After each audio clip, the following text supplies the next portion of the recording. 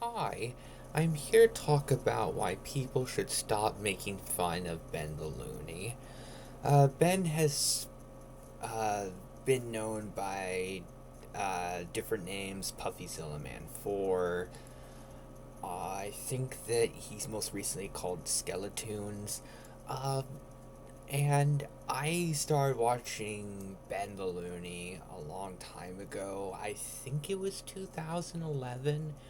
I started watching uh, the rant videos that he did, and I quickly noticed that a lot of people were doing commentaries on him, and I saw some of the commentaries, and uh, they could occasionally make points about certain ways that Ben could have reviewed stuff better. I don't think that all the points are bad, but there was a lot of Ben being made fun of.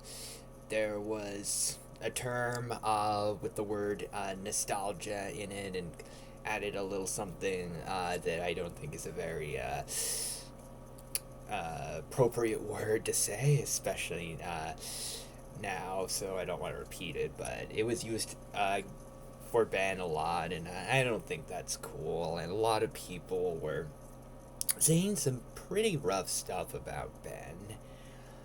He had a top 10 hottest characters list, sort of like up till 89, and a lot of people really didn't like it. And to be fair, it's a video like up till 89's video. It could have been better, but uh, I feel like people have been making a lot of assumptions about Ben as a person, where I think they consider him to be attracted to certain animated characters and trying to give it some extra meaning that it doesn't have, as far as we know. Trying to make it seem like, oh, if Ben is attracted to these specific female characters, could he be a creep in real life? And a lot of people really jump to conclusions about Ben, and it seems like that could be very bad to do for a person's legacy and for the reputation and stuff like that. Jumping to conclusions about them. Ben did go through a period where he was doing some videos that I personally am not a fan of. I am a fan of Benthelooney. I like his channel, have nostalgia for a lot of his videos. Really like a lot of what he's done. So I definitely consider myself to be a fan of Benthelooney. That doesn't mean that I'm a fan of everything that he's done. And I think that his worst videos have been called out for being bad. He certainly made mistakes, and I'm not here to defend everything he's done or anything like that. But I also think that there's a certain nuance that needs to be approached to this sort of thing, where people can make mistakes, they can make bad videos, and they can have points that could be concerning, but should that permanently define them? Especially if a person realizes they messed up or realizes they made people more uncomfortable than they had intended, and they really work hard to apologize, and they really turn things around and make things better on their channels and stuff like that. I feel like a lot of people likely saw a certain one of Ben's more infamous videos and were quick to jump to conclusions and not watch too many more of the other videos or see what he's been up to more recently. I think they just see a video or two that's considered creepy to them and just permanently judge Ben forever based off of that. And I really don't think that's the right way to go about things. And I don't know everything about Ben. I think I've been a fan of Ben's channel for 15 years at this point, but even I haven't seen all of his videos, especially when he was doing some videos that I wasn't the biggest fan of. A lot of the talk he did about art. He did make some bad videos, in my opinion, during that time. And I like his older videos. A lot of those older videos that I think even Ben himself didn't like. I like them. I like a lot of his reviews. The rants, talk about stuff that he likes, a lot of talks about cartoon shows. There's a lot of really good stuff on Ben's channel. And I do think Ben is really talented and underrated. If evidence came out that Ben actually did something horrible in real life, I'm not here to defend anything like that. And people could correct me if there's something that I'm missing, but as far as I can tell, I don't think Ben has actually done anything terrible. He's made videos that aren't good, and I think that he understood that, apologized for that, and moved on. But I don't think that he's actually done anything awful.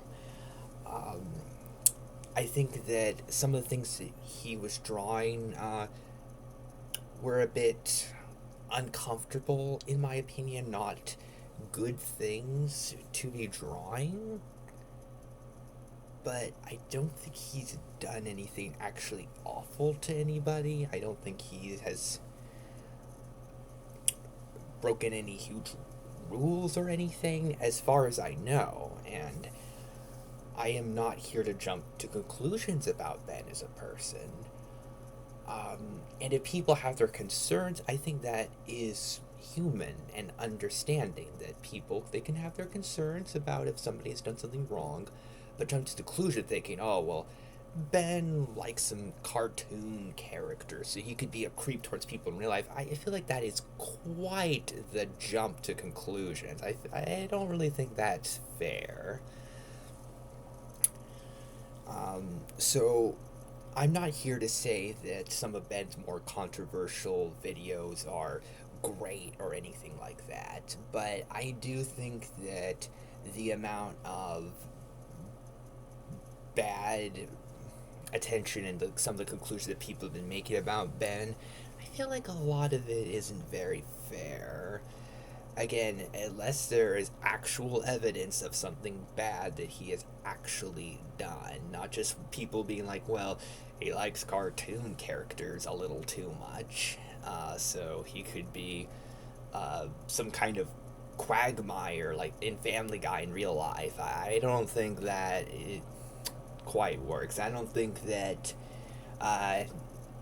being super attracted to cartoon characters is the same thing as being attracted to real people. I feel like it's understandable if somebody is a little weirded out, maybe a little bit concerned, asking questions, wondering stuff, pondering stuff, but jumping to conclusions seems like a big reach, a big jump, and I really feel like that's not a good thing to do for people. Because I understand wanting to be entertaining for your audience and stuff like that, but what about the person that you're jumping to conclusions about? Is it really fair to that person? Are you hurting that person's feelings for something they might not have even done? I think those are some things to think about. So I'm not a fan of everything Ben has done, but I do think Ben is a good YouTuber, has a good channel. He's certainly gone through different eras. Some I really like, some are not for me. Some I have mixed feelings about, but I definitely have a lot of fond memories of seeing Ben's videos, and for years I really have felt sorry for him. So I hope that things are going well for Ben. And I'm not saying that you need to be a fan of Ben's channel or anything like that, but I hope that if his videos aren't for you, that you don't, at least don't jump to conclusions about him. So,